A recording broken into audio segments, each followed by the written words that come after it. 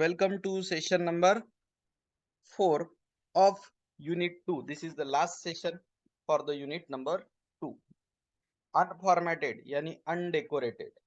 ठीक है, तो चलिए इसको मैं करके दिखाता हूँ आपको प्रैक्टिकली.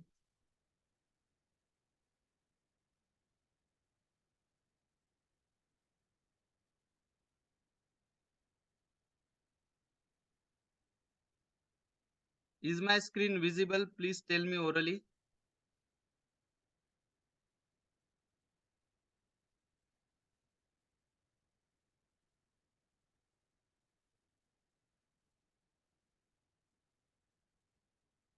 चलिए let's start.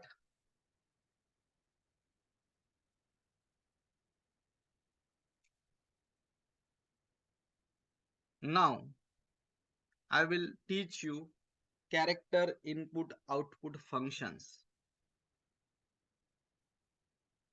Hash include stdio.h,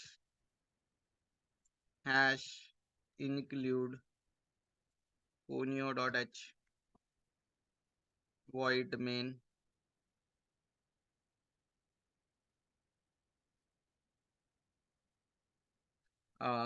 एक वेरिएबल ले रहा हूं मैं GENDER gender, output screen clear.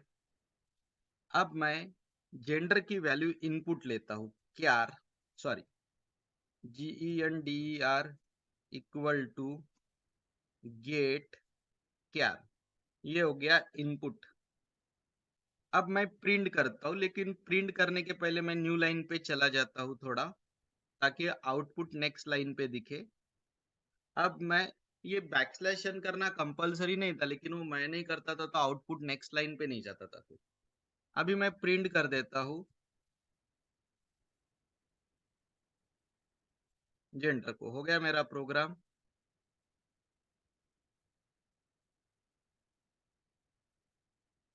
I will show you by running this. देखिए, हमारा ध्यान में रखना, जेंडर का डेटा टाइप है क्यार. गेट क्यार एक रेडीमेड फंक्शन है stdio.h हेडर फाइल से. उसकी वैल्यू जेंडर को असाइन हुई है. ये बैकस्लैश एन से हम न्यू लाइन पे गए, पुट क्यार से जेंडर को प्रिंट किया, गेट क्यार से इनपुट, पुट क्यार से आउटपुट, और एट ए टाइम सिर्फ एक ही कैरेक्टर हो पाएगा. रन. एक एरर है, हाँ प्रिंट एफ चाहिए था. Let's run this. अभी मुझे मेल के लिए एम टाइप करना है, तो ये जो आपको एम दिख रहा है ये इनपुट है, और आउटपुट दिखेगा एंटर बटन के बाद. ये आउटपुट है. तो जो पहला एम है ऊपर का वो इनपुट है जो आपको दिख रहा है, और नीचे वाला एम आउटपुट है. वो तब दिखेगा जब आप एंटर बटन दबाओगे. आई रिपीट, जेंडर का डेटा टाइप कैरेक्टर है. गेट कैर से सिर्फ single single only one character input होता है, गेट कैर में स्पेस नहीं है. और पुट कैर से जेंडर की वैल्यू डिस्प्ले हो जाएगी. मैं रन करता हूँ, फीमेल के लिए एफ टाइप करता हूँ. ये जो एफ आपको दिख रहा है वो इनपुट है, और इनपुट आपको दिख रहा है. एंटर बटन दबाओगे तो जो दूसरा एफ दिख रहा है वो आउटपुट है. नाउ गेट क्यार के जगह में गेट ch कर सकता हूं, और पुट क्यार के जगह में पुट ch कर सकता हूं. अब मैजिक ये होगा कि इनपुट दिखेगा नहीं. मैं एम प्रेस कर रहा हूं, आपको जो दिख रहा है वो आउटपुट है. इनपुट लिया लेकिन दिख नहीं रहा. आउटपुट दिख रहा है, लेकिन एंटर बटन प्रेस करने की जरूरत ही नहीं पड़ी. तो दो चीजें, नंबर वन इनपुट दिखता नहीं, नंबर टू आउटपुट दिखता है without enter button. Without enter button,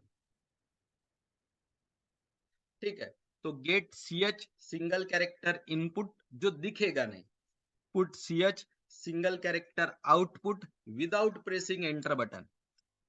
अब आता है गेट ch e, लेकिन उसके अपोजिट पुट ch e नहीं है. गेट ch e के अपोजिट पुट ch e नहीं है. रन करता हूं.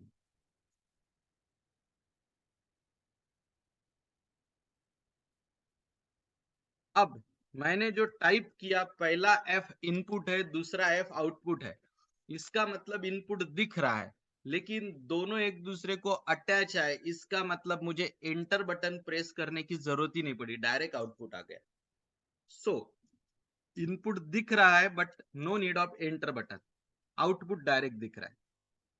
ये तो हो गया सिंगल सिंगल लेना है, तो मुझे पूरी स्ट्रिंग लेना है तो मैं ले सकता हूँ गेट एस, मैं ले सकता हूँ put S, S for string, get S put S.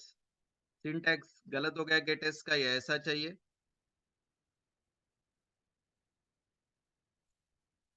अब मैं करता हूँ run, 4 error.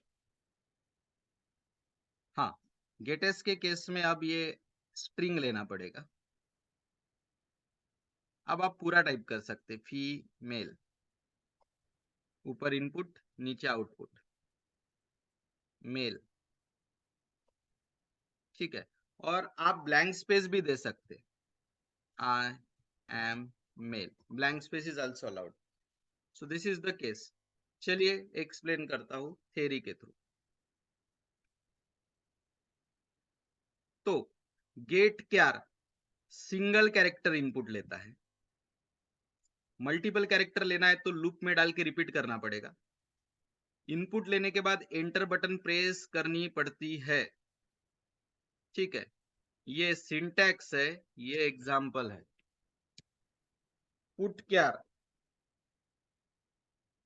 Put Kyar single character output के लिए है, मल्टीपल कैरेक्टर आउटपुट करना है तो लूप में डालना पड़ेगा। ये सिंटैक्स है, ये एग्जाम्पल है। तो गेट क्यार और पुट क्यार के बारे में एक चीज ध्यान में रखना, इनपुट दिखता है, आउटपुट भी दिखता है एंटर बटन प्रेस करने के बाद। अब आते हैं हम गेट ch और पुट ch के ऊपर।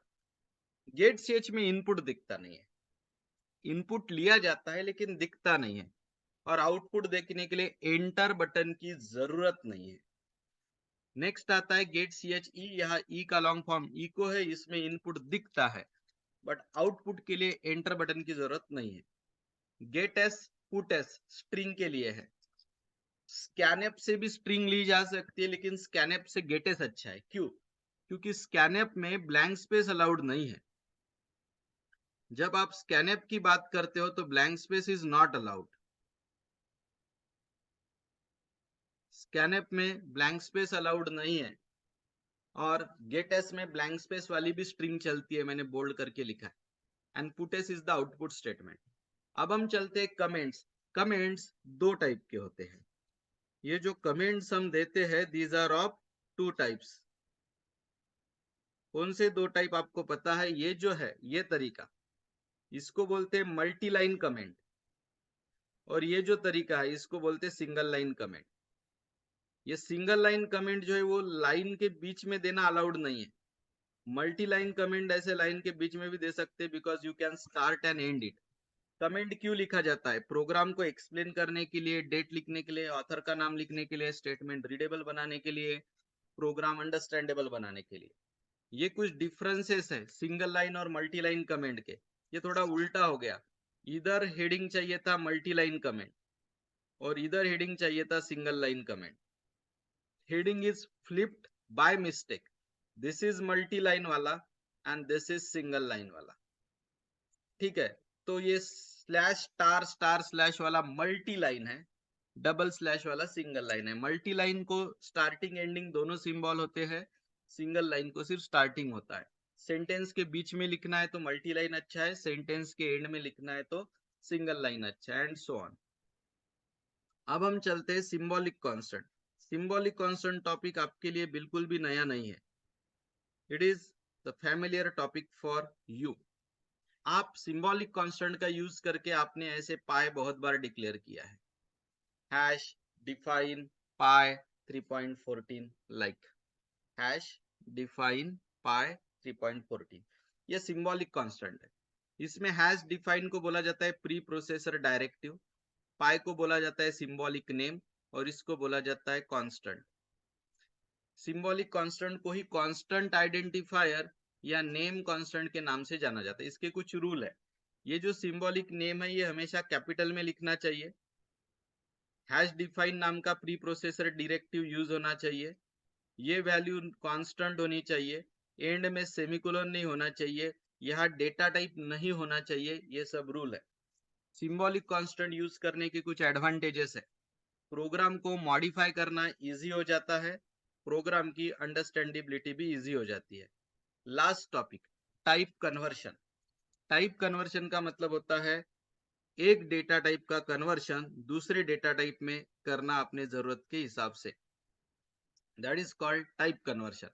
जो टाइप कन्वर्शन ऑटोमेटिक होता है उसको इम्प्लीसिट या ऑटोमेटिक टाइप कन्वर्शन बोला जाता है, जो हमें करना होता है उसको एक्सप्लिसिट या कास्टिंग ऑफ वैल्यू बोला जाता है। अब देखिए टाइप कन्वर्शन करना क्यों पड़ता है, वेरी इंपॉर्टेंट टॉपिक है, मार्केट एज आईएमपी। ये जो फार्मूला है, इस फार्मूला में टोटल 3 वेरिएबल यूज हुए हैं। इसमें से आप देख पाएंगे एक्स एग्जाम्पल के सामने लिखा है ए इंटीजर है और बी फ्लोट है। आप ए प्लस बी कर रहे यानी आप इंटीजर प्लस फ्लोट कर रहे। कंप्यूटर बोलता है कि मुझे ऐसे मिक्स टाइप के कैलकुलेशन नहीं करने आते, तो कंप्यूटर बोलता है कि मैं दोनों को पहले सिमिलर कर दूंगा।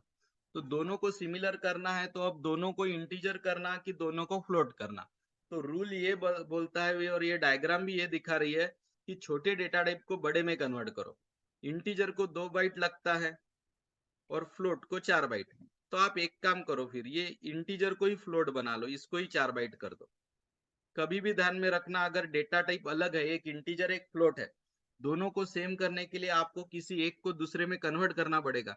तो पॉइंट टू बी नोटेड, छोटे डेटा टाइप जैसे कि इंटीजर को फ्लोट में कन्वर्ट करिए, बड़े में। फ्लोट को कभी इंटीजर मत करना, इसीलिए मैंने 5 को 5.0 कर दिया और ये बी तो 1.2 था ही। आंसर आया होगा 6.2, लेकिन हमारा जो टारगेट डेटा टाइप था वो इंटीजर था, तो 6.2 को हमने कर दिया फिर 6। तो ये जो टाइप कन्वर्शन हो रहा है, integer to float, float to integer, इस टाइप के टाइप कन्वर्शन को बोला जाता है इम्प्लीसिट या ऑटोमेटिक टाइप कन्वर्शन। अगर आप फ्लोट को इंटीजर में कन्वर्ट करना चाहो, यानी 3.14 को आप इंटीजर में कन्वर्ट करना चाहो तो सिर्फ 3 बचेगा। अगर आपने डबल को फ्लोट में कन्वर्ट करना चाहा तो ऊपर के कुछ डेटा वैल्यूज गायब हो जाएंगे। आपने लॉन्ग इंटीजर को इंटीजर करना चाहा तो भी ऊपर के वैल्यूज गायब हो जाएंगे। और ये डायग्राम ये सजेस्ट करती है कि आपने छोटे डेटा टाइप को बड़े डेटा टाइप में कन्वर्ट करना चाहिए। सबसे छोटा डेटा टाइप होता है शॉर्ट और क्यार, और सबसे बड़ा डेटा टाइप होता है लॉन्ग डबल। अब हम चलते हैं एक्सप्लिसिट टाइप कन्वर्शन, जिसे कास्टिंग वैल्यू बोला जाता है। अब जैसे मुझे कैलकुलेट करना था female number divided by male number. जैसे मान के चलो 900 फीमेल्स है और उनके पीछे 1000 मेल्स है, जो जेंडर रेशियो है उस हिसाब से। Now here both values are integer, 900 भी इंटीजर है, 100,000 भी इंटीजर है। ऐसे केस में क्या होता है, आंसर 0 आता, क्योंकि 900 डिवाइडेड बाय 1000 क्वोशंट इज 0। ठीक है, जो कि गलत है, आंसर आना चाहिए था 0.9। ऐसे केस में आपको ब्रैकेट में टारगेट डेटा टाइप लिखना पड़ता कि मुझे आंसर फ्लोट चाहिए, आंसर 0 नहीं 0.9 बताइए। तो अब ये आपको ब्रैकेट में लिखवा के ये करना पड़ रहा है, इसको बोलते हैं टाइप कास्टिंग। ऑटोमेटिक में ऐसा कुछ ब्रैकेट में लिखना नहीं पड़ता था, ऑटोमेटिक हो जाता था, यहाँ हमें करना पड़ रहा है। हमें क्यों करना पड़ रहा है, उसका रीजन है। उसका रीजन ये है कि ये जो डेटा टाइप्स है ये दोनों के सेम है, फीमेल नंबर मेल नंबर दोनों इंटीजर है। तो कंप्यूटर ने खुद ब खुद उसको कन्वर्ट नहीं किया, हमें ऐसे ब्रैकेट में डेटा टाइप देके कन्वर्ट करना पड़ा। इसको बोलते हैं एक्सप्लिसिट टाइप कन्वर्शन। ठीक है, ये क्वेश्चन बैंक है जिसके थ्रू आपको जाना कंपलसरी है, क्योंकि आफ्टर ऑल आपको एग्जाम में प्री डिफाइंड क्वेश्चन ही आने वाले जो इस एक्सरसाइज में और प्रोग्राम्स में दिए हैं।